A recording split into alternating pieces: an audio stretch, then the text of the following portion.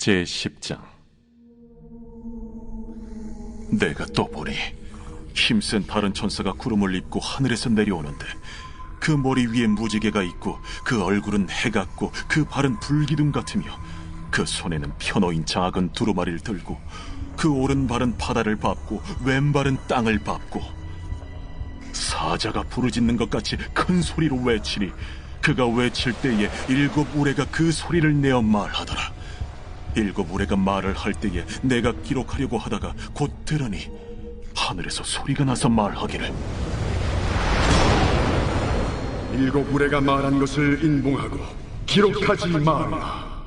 내가 본 바 바다와 땅을 밟고 서 있는 천사가 하늘을 향하여 오른손을 들고 세세토록 살아계신 이 곧 하늘과 그 가운데 있는 물건이며 땅과 그 가운데 있는 물건이며 바다와 그 가운데 있는 물건을 창조하신 이를 가리켜 맹세하여 이르되 지체하지 아니하리니, 7째 천사가 소리내는 날 그의 나팔을 불려고 할 때에 하나님이 그의 종 선지자들에게 전하신 복음과 같이 하나님의 그 비밀이 이루어지리라 하더라.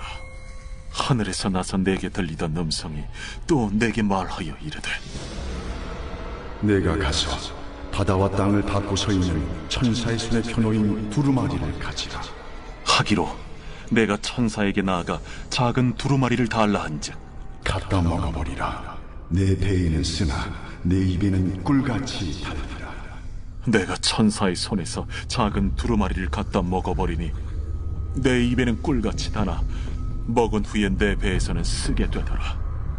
그가 내게 말하기를, 내가 많은 백성과 나라와 방언과 임금에게 다시 예언하여야 하리라.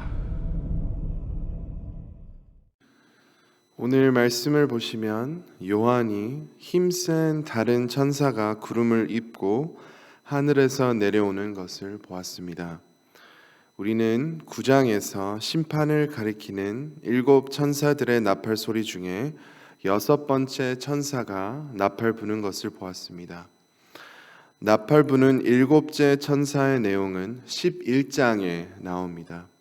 하나님께서 왜 요한에게 바로 마지막인 7번째 천사의 나팔 부는 것을 보여주지 않았을까요? 회개할 시간을 주신다는 하나님의 마음입니다. 하나님은 심판의 하나님이시지만 하나님은 동시에 오래 참으시는 하나님이십니다. 반드시 심판 내리실 것이지만 많은 사람들이 하나님께 죄를 회개할 수 있는 그 시간을 허락하시는 하나님이십니다. 부모의 마음은 약합니다. 조금만 애교 부리면 안 넘어갈 부모는 거의 없을 것입니다. 하나님의 마음은 어떠시겠습니까? 우리가 비록 죄를 지어도 다시 하나님께 달려간다면 하나님은 우리를 순식간에 받아주시고 회복시켜 주실 것입니다. 이미 받아주셨으니 우리가 아무리 멀리 주님을 떠날지라도 주님께서 우리를 바른 길로 인도해 주실 것입니다. 믿지 않는 이들에게도 큰 은혜의 말씀입니다. 하지만 그들이 예수님을 구주로 믿지 않는다면 멸망당할 것입니다. 우리 모두가 이 상황의 심각성을 기억해야 합니다. 이 힘센 천사가 손에 펴놓인 작은 두루마리를 들고 있었습니다. 그리고 이 천사가 사자가 부르짖는 것 같이 큰 소리로 외치니, 그가 외칠 때에 7 우레가 그 소리를 내어 말했습니다.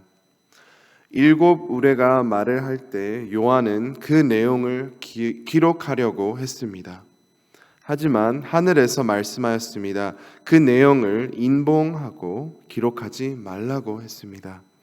요한만 보고 성경에 쓰여지지 않을 내용들이었습니다. 결국엔 요한만 아는 하늘의 비밀입니다. 어렸을 때 친구들이 비밀을 서로 쏙닥쏙닥 했을 때를 기억합니다. 그 비밀을 알려주면 행복했고 그 비밀을 알려주지 않으면 매우 기분 상했습니다. 성인이 되고도 우리는 비밀을 알기를 원합니다. 궁금해합니다. 하나님께서 왜 우리에게는 그 내용을 알려주시지 않으셨을까요?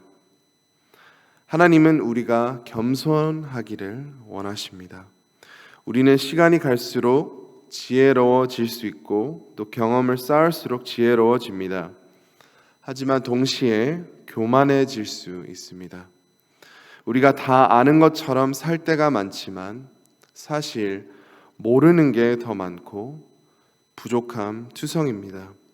세상 것도 다 알 수 없는데 하늘 것을 다 알 수도 없고 이해할 수도 없는 것입니다.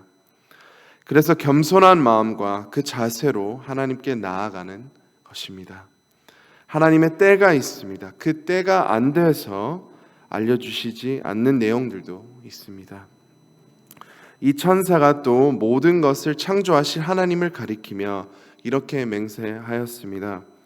하나님께서 지체하지 아니하리니 일곱째 천사가 소리내는 날 그의 나팔을 불려고 할 때에 하나님이 그의 종 선지자들에게 전하신 복음과 같이 하나님의 그 비밀이 이루어지리라 하더라. 하나님께서 오래 참으시지만 심판은 반드시 곧 내리시겠다는 말씀입니다. 그리고 하나님 비밀들이 이루어진다고 했을 때 그 비밀이 정확히 무엇인지 알 수는 없지만 하나님의 놀라운 계획들이 다 펼쳐지고 더 이상 비밀은 없을 거라는 말씀입니다. 우리가 이해 못했던 것들, 우리가 이해할 수 없었던 것들, 우리가 상상도 못할 비밀들을 다 알게 하실 거라는 말씀입니다. 지금도 살면서 우리가 도무지 이해 못하는 부분들이 있습니다. 하나님, 이 어려움들을 왜 허락하셨을까요? 하나님께서 모든 비밀들을 다 알게 하실 거라는 말씀입니다. 또 하늘에서 음성이 요한에게 말씀했습니다. 천사의 손에 펴 놓인 두루마리를 가지고 그 작은 두루마리를 갖다 먹어 버리라 라고 말씀했습니다. 먹을 때 내 배에는 쓰나 내 입에는 꿀같이 달리라 하거늘.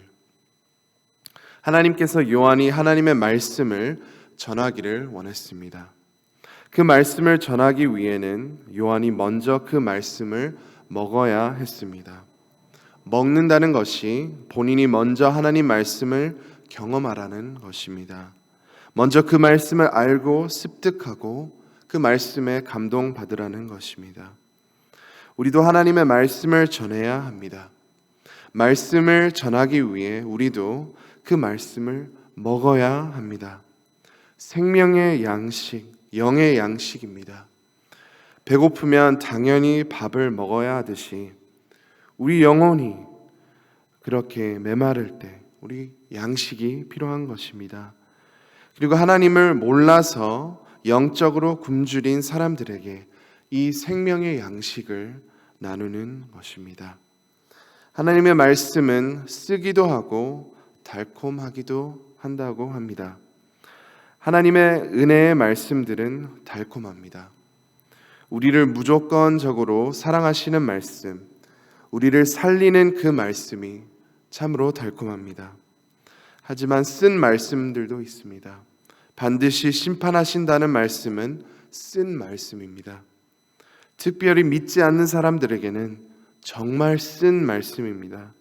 그럼에도 전해야 합니다. 달콤한 부분도 전하고 쓴 부분도 전해야 합니다.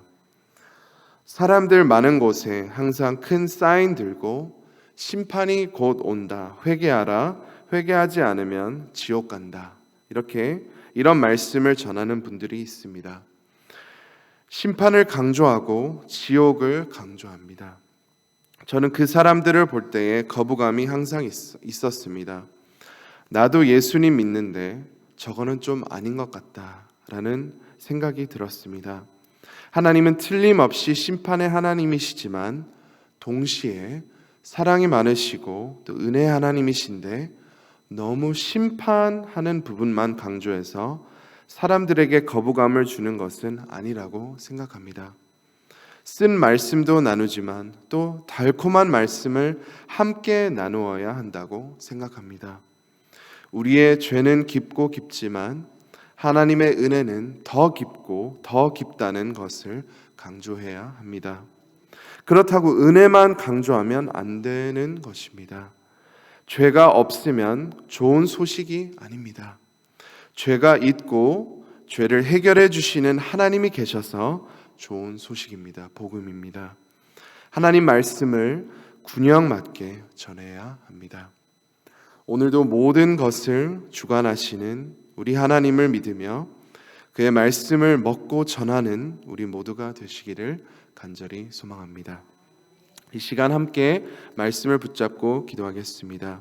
또 교회 보수공사 및 리모델링을 위해 함께 기도해 주시고 또 다임 목사님께서 수련회 가운데 은혜 충만하기를 위해 기도해 주시고 또 안전하게 잘 돌아올 수 있도록 기도해 주시고 또 어려움을 겪고 있는 성도님들, 환우님들을 위해 기도해 주시고 전도 축제를 통해 많은 영혼이 하나님께 돌아올 수 있도록 함께 기도하겠습니다. 주여 한번 외치고 함께 기도하겠습니다. 주여!